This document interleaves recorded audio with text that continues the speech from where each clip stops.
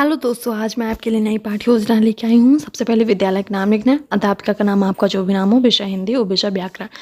दिनांक है, कक्षा है, समय 40 मिनट, कालखंड जिस पीरियड में पढ़ा रहे हैं। आज का हमारा प्रकरण है संधि।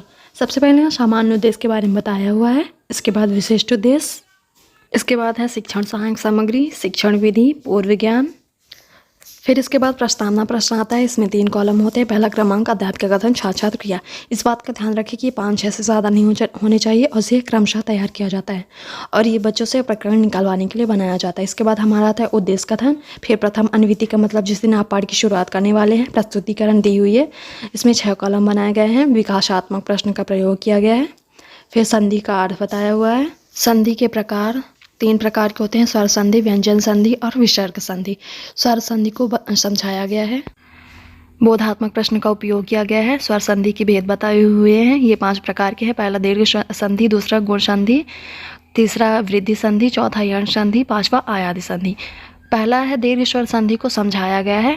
दूसरा है गुण स्वर संधि, तीसरा है वृद्धि स्वर संधि, चौथा यण स्वर संधि, 5वां आयादी स्वर संधि। फिर बोधात्मक प्रश्न का उपयोग किया गया है।